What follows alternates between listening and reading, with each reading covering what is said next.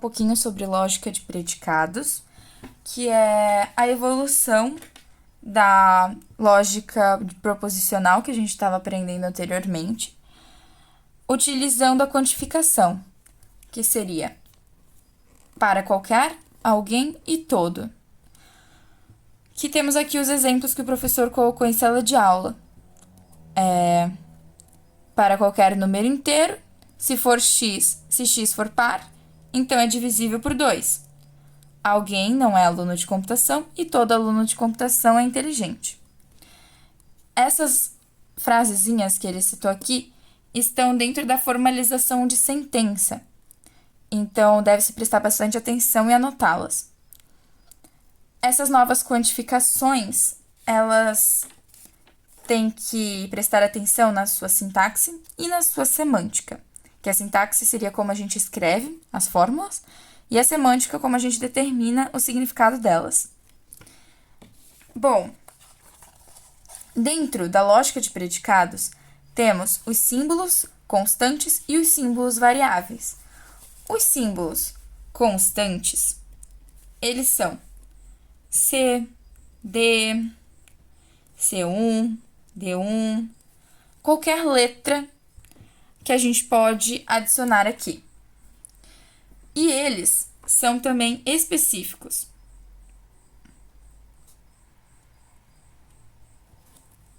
Já vou explicar a diferença. E do outro lado, temos as variáveis, que é o x, o y, acredito que seja só esses, e o z, perdão. O professor, ele está utilizando mais o x e o y, mas deve-se entender que o z também está dentro das variáveis. E também com numerozinhos aqui ao lado. As variáveis são conhecidas como arbitrárias.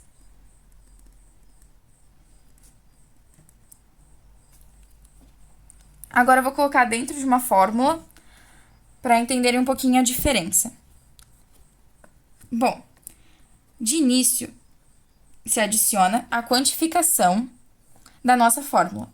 Essa aqui é todos, mas também pode ser colocada existe algo, existe alguém, para um, enfim. A gente coloca um predicado seguido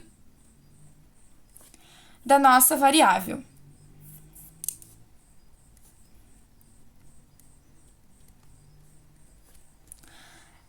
Quando realizamos a dedução formal e retiramos a quantificação da nossa fórmula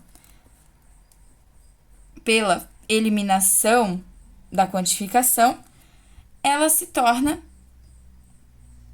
da seguinte forma. Assim. Mas por que assim?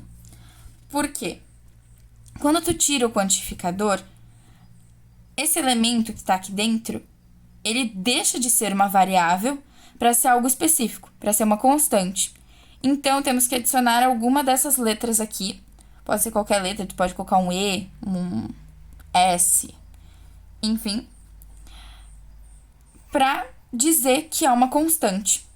O C, ele acaba trazendo uma analogia à constante, então, por isso que a gente coloca para conseguir associar melhor, na verdade. Associar seria a palavra. E essa é a diferença da variável para a constante.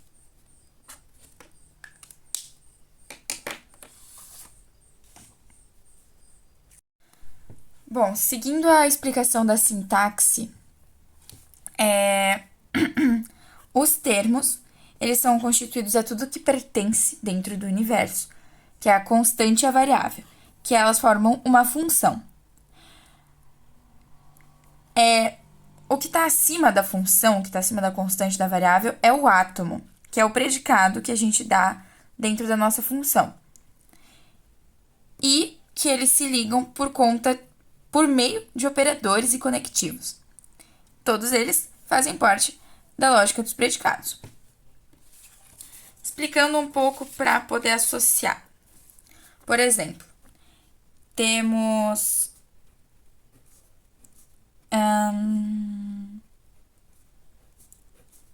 isso aqui.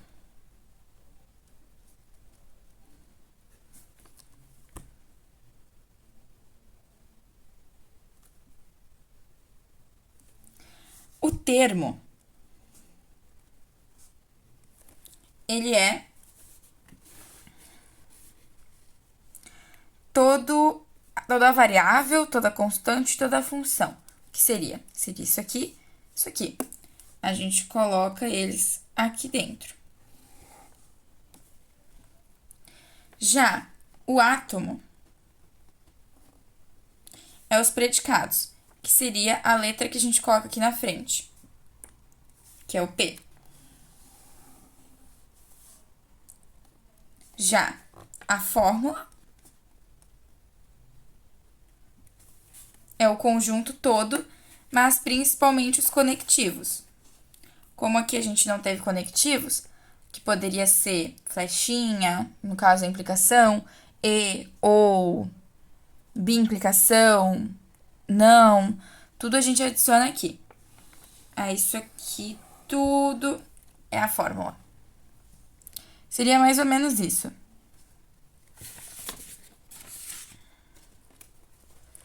Agora, seguindo a explicação.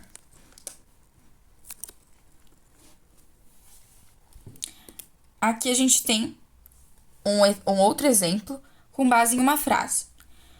Todo filho de meu pai, desculpa, é meu irmão. O U é o universo, que é o todo, todas as pessoas. E aqui a gente vai separando por constantes para cada pessoa. No caso, eu sou o A e meu pai o B. Já os irmãos é uma variável, porque é algo que tu não sabe quantos irmãos, tu não sabe quem é o irmão, então é uma variável.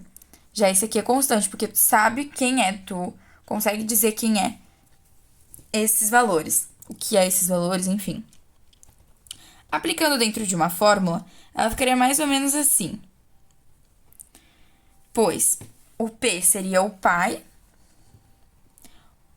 Aí o pai tem o filho, que no caso é eu. Eu sou filho do meu pai. E a variável, que são os irmãos, são filhos do meu pai também. Contudo, eu sou irmão desses irmãos que eu não conheço. No caso, a gente é irmão. O I tá aqui para representar irmão e os P's para representar que meu pai é meu pai e o meu pai é pai dos meus irmãos. Então, essa letra aqui na frente.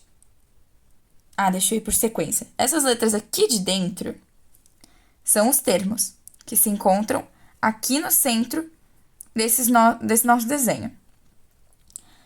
Indo para fora dos parênteses, temos os átomos, que são os predicados que se encontram aqui na frente dos termos, que ficam aqui. E depois tem a fórmula, que são todos os símbolos que a gente utilizou aqui. Tanto esse aqui do todo, que eu esqueci de adicionar no exemplo anterior. O todo é um símbolo que se adiciona aqui na fórmula, o e a implicação.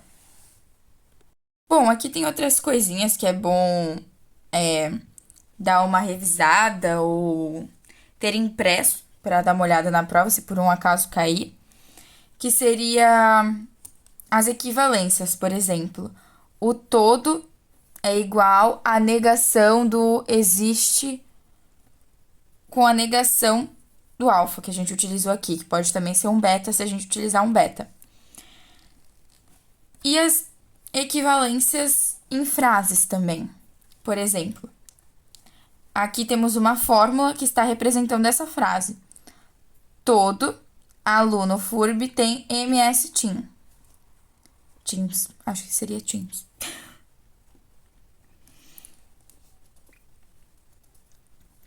E aqui a equivalência dessa frase. que é falso que existe um aluno FURB que não tem MS Teams.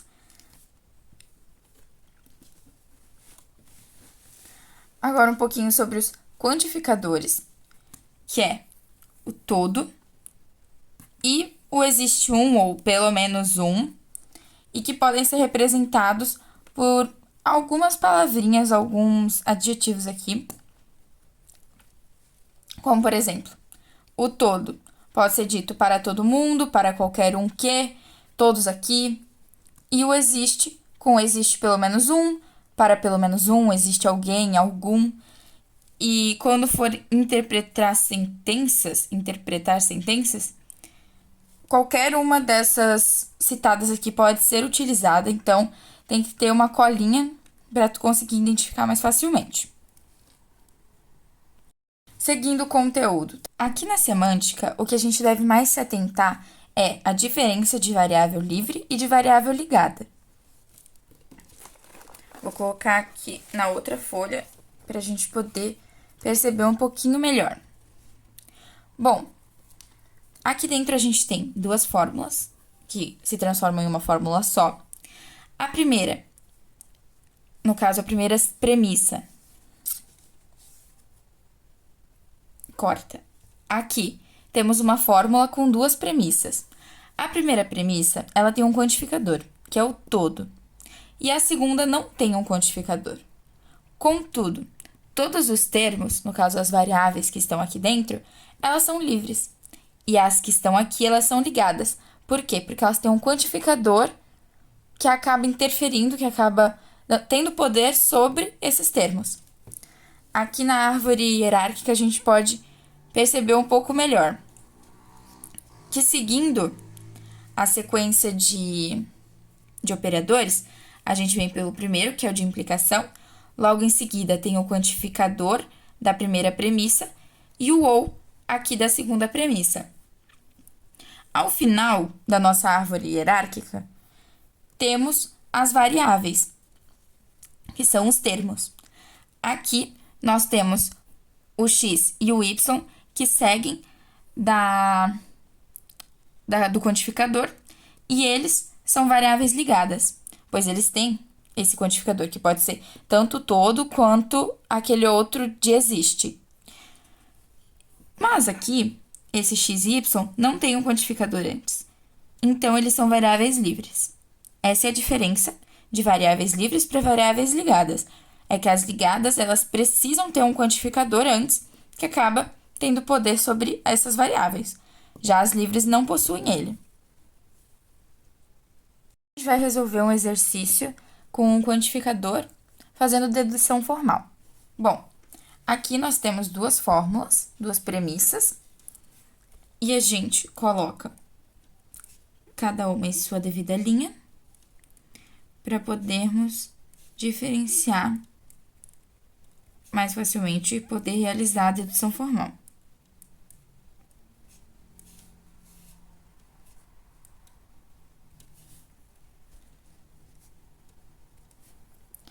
Bom, logo em seguida, a gente começa destrinchando essas nossas fórmulas. Logo de início, é recomendado que se retire os quantificadores. Então, a gente faz a eliminação do quantificador na linha 1, que seria o todo. Quando retiramos o quantificador, o termo que está aqui dentro, que antes era uma variável, passa a se tornar uma constante. Então, a gente tem que dar outra letra para ele. E aqui a gente vai dar um C. Ah, não. Aqui no Q vai ser um C. Então, vamos dar um D para ele. E em seguida, vem o nosso Q, que a gente também modifica de variável para uma constante. Na próxima linha, a gente realiza a eliminação do existe, da linha 2, que vai se tornar P. Eu sempre coloco um parênteses aqui, desculpa. E Como o P é o mesmo predicado do daqui de cima, a gente coloca um D aqui no parênteses, que é a constante dele. Logo em seguida, o que a gente poderia, com os termos, com as fórmulas que a gente tem, o que a gente poderia realizar aqui dentro dessa dedução formal, para chegar na nossa conclusão, que é Q e C. A gente pode realizar um modus ponens. O modus ponens a gente vai fazer com a linha 3 e a linha 4. Por quê? Porque temos o alfa, o delta, o beta, desculpa, o alfa, o beta e o alfa. Consequentemente, a gente vai retirar o beta. É assim que funciona o modus ponens. Aqui a gente coloca as linhas, que é a 3, opa, já coloquei errado, 3 e a 4, que vai resultar na retirada do beta, que é este aqui.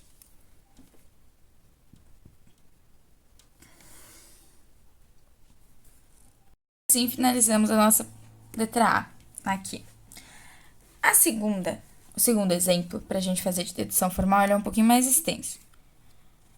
No quesito de que tem mais termos aqui. Mas é tranquilo. Inicialmente, a gente coloca as premissas.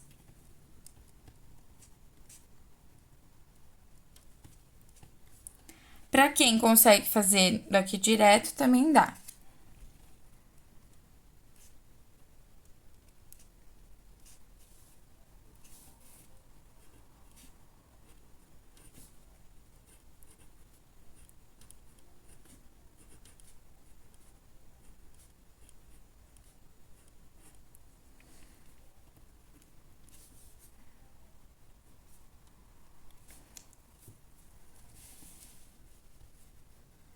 Vou puxar aqui para a gente não confundir com a anterior.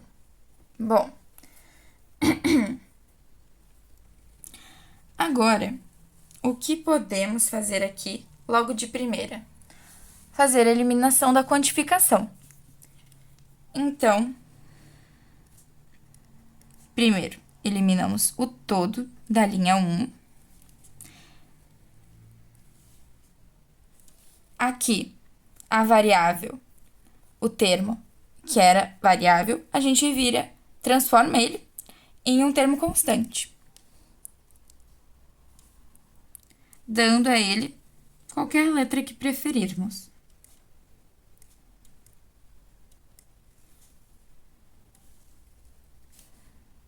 E fazemos a mesma coisa com outra fórmula, que é da linha 2.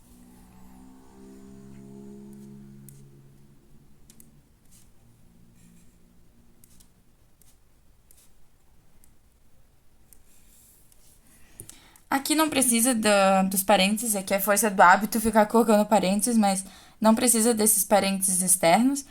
Pode deixar assim mesmo, que é o certo, na verdade. Agora, continuamos a nossa dedução formal.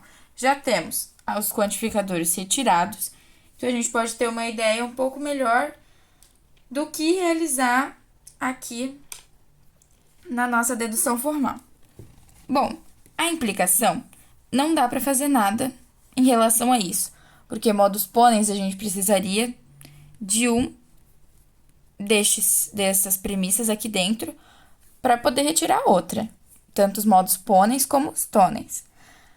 E silogismo hipotético também não dá para se utilizar. Então, viemos para essa fórmula daqui, que tem o E como operador. Fazemos a retirada do E da linha 4. E em relação aos conteúdos que temos aqui, o que seria mais interessante a gente retirar por primeiro? Este aqui, pois assim podemos fazer modus ponens com a fórmula aqui de cima. Então, retiramos o P. Depois, podemos realizar o modus ponens com a linha 3 e a linha 5. Retirando, então, o Q e D, que é o que a gente vai utilizar aqui na nossa conclusão. Então, a gente precisava retirar ele. Mas agora, a gente precisa retirar o R. Então, a gente faz novamente a eliminação do E. Só que dessa vez, a gente retira o R. O não R, no caso.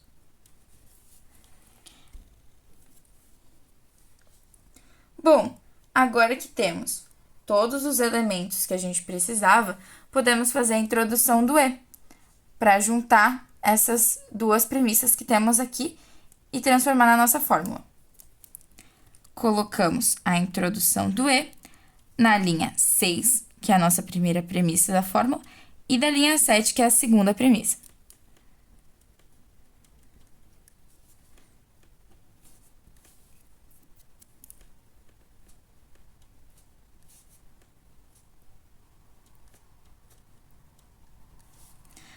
Porém, à frente da nossa fórmula, a gente tem um quantificador, que também deve ser introduzido.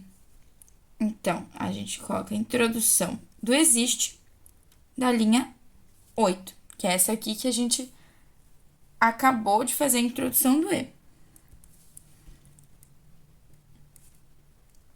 Como agora a gente fez a introdução do existe, do quantificador, a gente coloca um termo para ele, que no caso vai ser uma variável, e essa variável a gente vai ter que colocar no lugar das constantes que a gente tinha adicionado, ficando assim.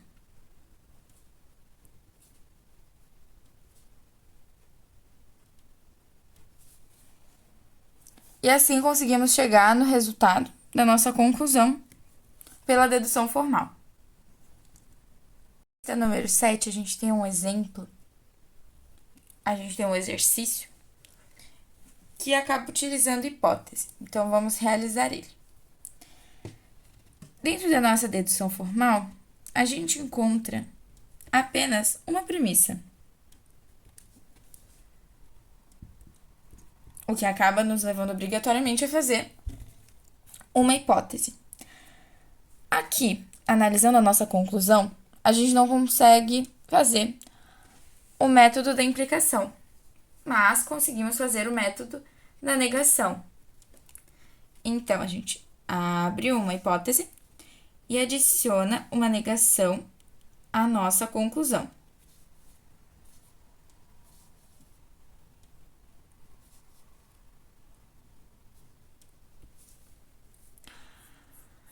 Como nós temos duas negações é a mesma coisa que apenas a fórmula normal.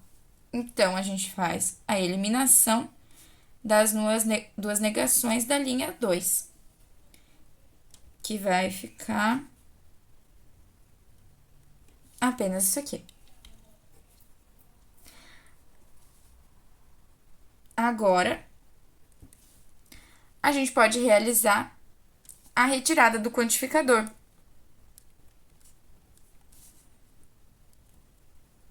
Da linha 3. Que vai ficar só o nosso termo. Agora, como a gente tem só o termo, a gente acabou criando um falso aqui na nossa dedução, pois a nossa premissa é de que P é negado, e aqui a gente afirmou que P é positivo. Então, conseguimos um absurdo lógico, um false. Aqui temos que escrever a introdução do false e as linhas que acabou dando essa interferência, que é a linha 1 e a linha 4.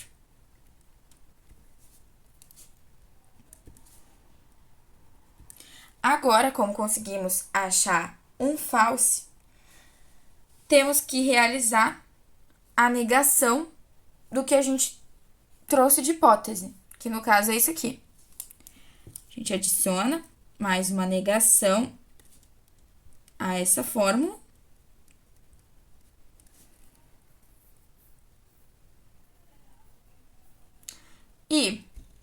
Consequentemente, a negação da negação da negação da fórmula é a mesma coisa que negar apenas uma vez a fórmula. Então, logo em sequência, antes de eu seguir aqui temos que colocar, introdução de negação da linha 2, que é a linha da nossa hipótese. Agora, vamos seguir aqui o raciocínio. Como a negação da negação da negação é a mesma coisa que apenas uma negação, a gente faz a eliminação da dupla negação, da linha 6, que vai ficar apenas uma negação e a nossa fórmula, que é a nossa conclusão. E assim a gente termina a dedução formal. Esse também é da lista número 7. E esse não precisa de hipótese, é mais fácil. Bom, vamos começar a nossa dedução formal colocando toda a nossa premissa.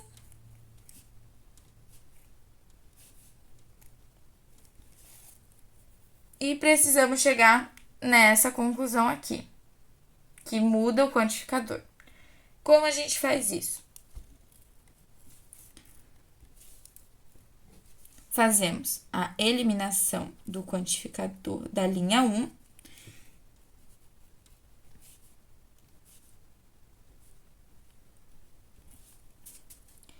E depois fazemos a introdução do quantificador na linha 2.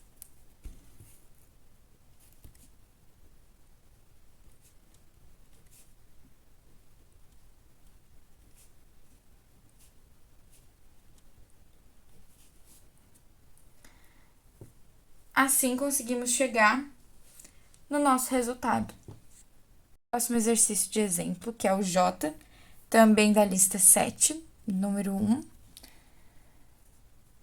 Bom, aqui, o que a gente pode fazer logo de início?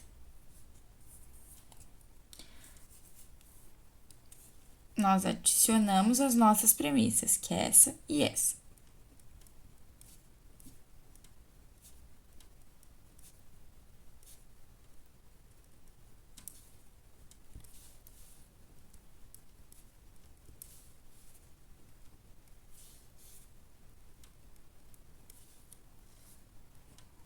Adicionadas nossas premissas, agora a gente começa a fazer a dedução formal.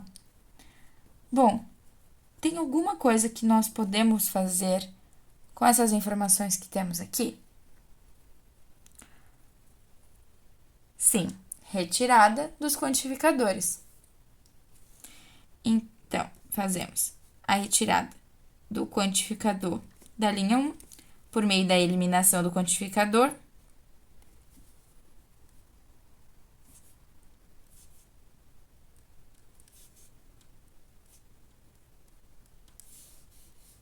Aqui não precisa dessa parênteses de início, sempre acabo adicionando.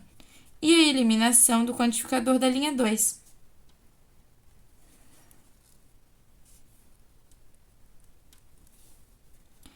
Agora, fica um pouco mais nítido o que a gente tem que realizar, que seria o modus ponens da linha 3 com a linha 4. Nós temos o delta, temos o beta e temos... Novamente, temos o alfa, temos o beta e temos o alfa novamente. Como temos 2 alfas, nós vamos retirar o beta. Essa é a fórmula do modus ponens. Retiramos, então, o beta. Agora que a gente conseguiu retirar o beta, nós precisamos chegar nessa conclusão, que é com o quantificador de existe. Então, colocamos a introdução do quantificador na linha 5.